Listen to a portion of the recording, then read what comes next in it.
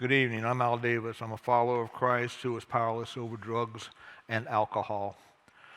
My, my sobriety date is February 8th, 1982. I say that not so much with pride, but with a guarantee that to everyone that if I can stay sober, you can too.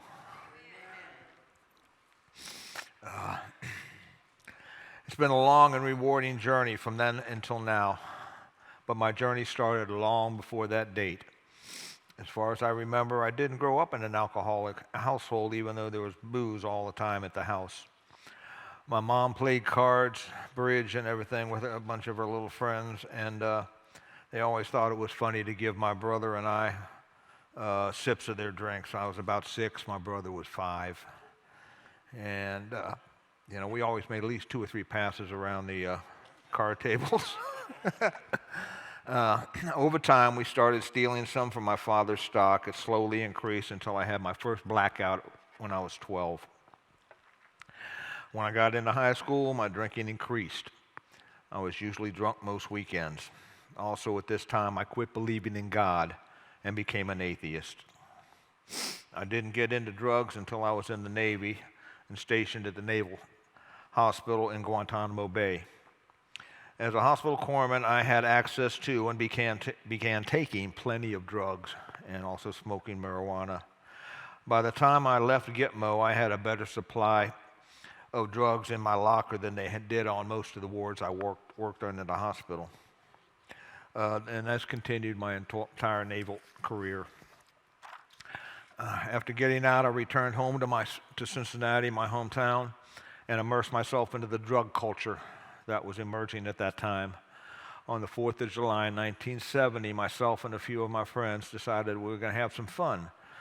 So we broke into the barrier that on the south side of the suspension bridge that goes over the Ohio River, and we made our way to the top and proceeded to toss M80s and cherry bombs down over the bridge, down into the bridge towards the cars that were crossing over. And there was no pavement on this bridge, just a grate. So when those things went off, boy, did you could hear it. It made a large reverberating noise.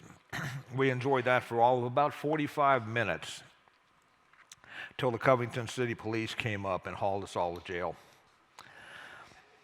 The police station was just a block and a half from the foot of the bridge, so they marched us all up and got us processed in, and as we were getting processed, emptying our pockets, I pulled out a bag of grass.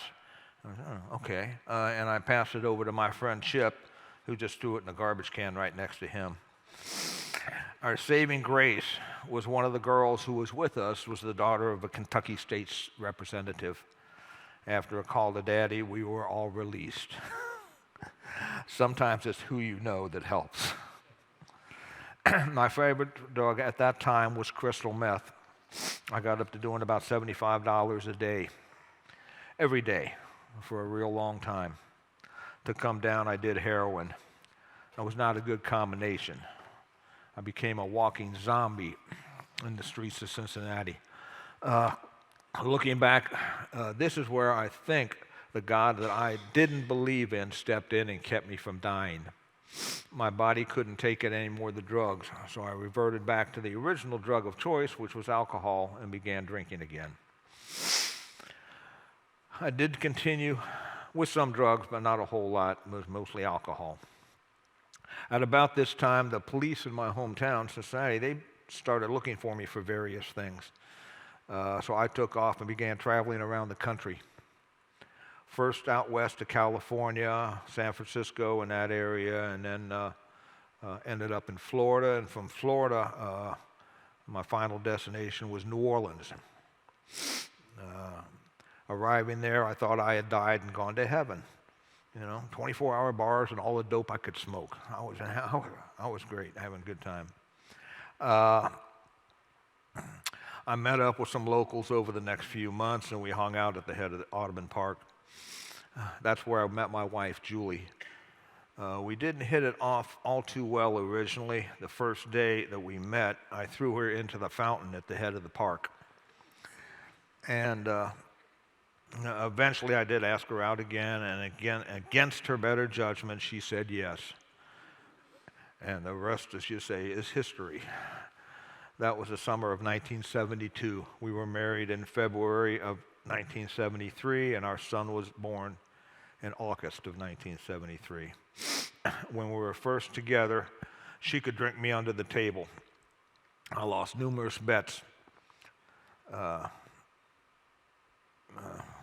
got lost, okay.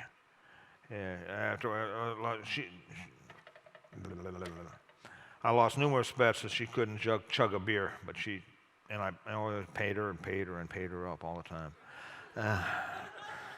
Anyway, after our son was born, though, she stopped drinking to show me how easy it was to live without alcohol. I didn't take the hint.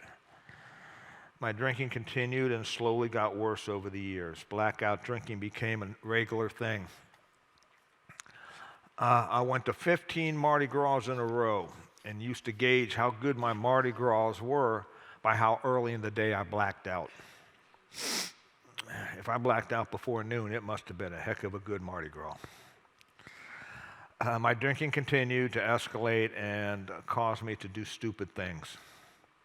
About 2.5 years before I got sober, there was a hurricane heading towards New Orleans. Hurricane Bob, it wasn't all that big of a storm, only 75-mile-an-hour winds, but nothing you should go riding around in. At this time, I was working on the west side of town and living on the east side, about 35, 40 miles in between. In the middle of it was a place called Fat City. It's a 6-square-block area. Every other door was a bar, and that's where I ended up most of the days after work. Not thinking it was going to be too bad of a storm, I went out bar hopping with some of my buddies. Things deteriorated rapidly, though, and we continued to party. All my buddies eventually took off, left me still drinking at the bar by myself, until the bartender closed the bar. I called my wife to come pick me up, but I was so drunk I didn't even know which bar I was at.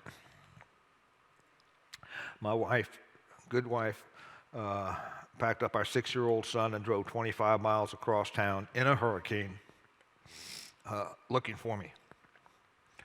She finally found me outside one of my dives that I frequented, a place called the Padded Cell. This was the beginning of the end for my wife. Through the years, when I went out of control, Julie would take my son and go to her mother's. This repeated many times. Each time I'd be remorseful, swear I would never do it again, and talk my way back into the house. And I was dead serious. Until the next time. In early 1982, Julie was pregnant with our second child, and I went on another binge. And when I got home, my clothes were on the porch, my wife and son were gone. Something told me, though, that she was serious this time. To get her back in the house, I agreed to go to this outpatient treatment center she'd been talking to me about. I figured if I made her happy for a couple of months, I could get back to my bar and my buddies. Something happened, though. When I went to my first AA meeting, I don't remember who was there or what was said, but when I left there, there was something in that room that I wanted. I just didn't know what it was at the time. Outpatient treatment center I went to was 4 hours a night, 4 days a week. And on Fridays, we did 2 hours and then went to an AA meeting. That meeting, the airline park meeting, was my first home group, which I attended every Friday until we moved to Florida. I was taught the technical part of the disease, that this is physical, mental, and spiritual. The fog slowly lifted, and I began to realize that there could be a slight chance that I might be an alcoholic. In fact, after one meeting, about 3 or 4 months into this, I came home from a meeting and said, "Hey, honey, guess what? I'm an alcoholic." She looked at me and said, "No shit." I was the last person to realize I was an alcoholic. My next challenge was to come up with a higher power that they said I needed if I didn't want to stay sober. I had been raised a Catholic, but I'd walked away in my early teens. And by this point in my life, I was still a card-carrying atheist, and accepting a higher power just didn't register well with me. But it was impressed upon me that I needed something if I was going to stay sober. Another one of the parks in New Orleans, City Park, had a whole bunch of 200, 250-year-old oak trees. I drove around one day and spotted a really nice big one, about a 3-4 foot diameter tree. And I made that my first higher power. I could run it into it with my car, shoot it with my gun, kick it, bloody my knuckles hitting it, and it didn't faze that tree. Weird as it sounds, that tree kept me sober for the first few months in the program. Many people wiser than myself, though, said that you got to really find something just a bit more solid than that. They suggested that there was something keeping everybody in the room sober. Call it group of drunks, good orderly direction, whatever. It was keeping people sober. It was keeping the people sober, and it was my higher power, and it kept me sober in this program for the next 7 years. And I began to do what I was told. Didn't drink, go to meetings, read the big book. I got involved with service work. My first was that of a greeter, and then setting up chairs, cleaning ashtrays, whatever it took to get out of myself and start thinking of others. In May of that year, I had volunteered to work the New Orleans citywide convention. That's when I heard Clancy Ives, as circuit speaker, for the first time, and his talk really hit home. But also, that Thursday before the weekend, my daughter Jessica was born. Being the good husband that I was, I brought my wife and my daughter home, arranged for her best friend to babysit her, and went back and attended the entire convention. That's what I needed to do at that time for my sobriety. My daughter has never seen me drunk, and I pray that she never will. My head was clearing. I began to realize that there was a whole world of people who didn't drink on a daily basis. Surprise. Just after a year sober, I went to a very large speaker meeting in a Methodist church in Canal Street in New Orleans. Usually about 100, 150 people showed up. But I made the mistake at that meeting the first time as commenting on the fact that I thought their coffee stunk. It was not very good.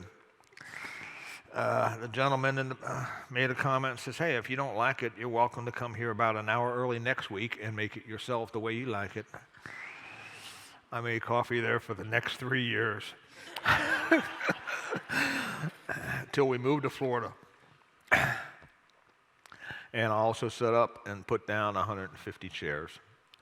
Service work, that's what kept me sober.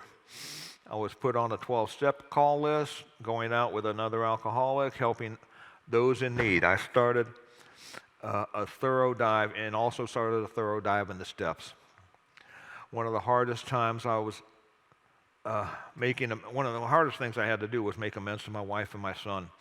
I had not been the best father for his first 9 years. Never physically abusive, but mentally. Every year we went to a friend's place outside of Kentwood, Louisiana, and it had what we call the 4th of July Eat Till You Die blowout. And it was a small one-room sharecropper shack with no inside plumbing. And most mornings we'd wake up, sit around in the front room, roll up a nice big fat joint, and pass it around. And we did this one morning, and not realizing my son and another boy were in that circle of people, and they got through about 3 or 4 tokes on the joint before we realized they were with us. We kicked them out. They were high as a kite the rest of the day. And after that, my son asked if he could smoke some more, smoke another one. And I told him that when he can roll the perfect joint, he could smoke it. And he learned to roll some really, really, really good joints, but they were never quite good enough for him to smoke. And I was not a very good father back then.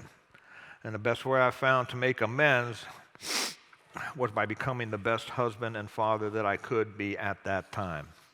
we started doing things as a family, going on vacations, participating in its school activities, going to Mardi Gras as a family. And he has made his mother and I very, very proud. He served 20 years in the Navy. Following me as a hospital corpsman, given us 4 beautiful granddaughters. Today, my son and I have a great relationship. We moved to Florida in 1986, and I continued service work when I got connected down here. When we moved here, the closest meeting to where I was staying was the Friday night AA meeting at the Tice United Methodist Church.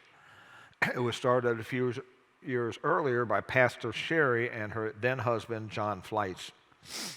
It was known as the God meeting because most of the attendees were Christians.